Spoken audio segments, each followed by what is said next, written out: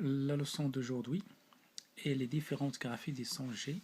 Nous commençons par la lecture du texte. Le garçon regarde un gorille dans la cage et une girafe qui mange des feuilles d'arbre.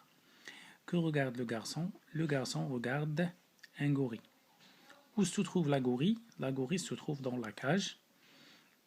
Que mange la girafe? La girafe mange des feuilles d'arbre. Donc, quelles lettres se répètent dans les mots soulignés? Donc, les mots soulignés, regardez, sont écrits en rouge.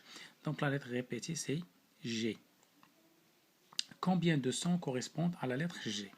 Si vous voyez bien ces mots, donc on trouve que la lettre G parfois se prononce GA et parfois se prononce G. Donc, il a deux sons. C'est ce qu'on va voir dans ce tableau qui contient deux colonnes. On va ici classer les mots où G est prononcé GA et dans l'autre colonne est prononcé G. Donc ici on va écrire garçon, gorille, regarde.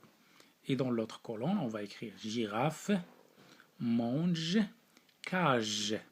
Pourquoi? Parce que la lettre D, quand on a la lettre G avec A, on le prononce ga, comme ici garçon.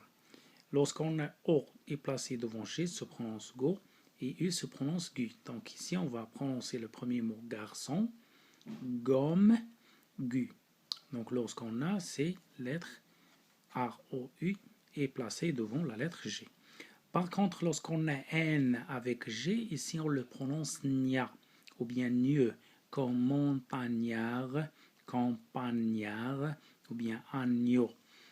Maintenant, quand est-ce qu'on prononce G, G? Quand on a E, ou bien I, ou bien Y devant G, comme le mot suivant, le voyage. Ici, on a E. Une bougie, on a I. Et le gymnase, on a Y.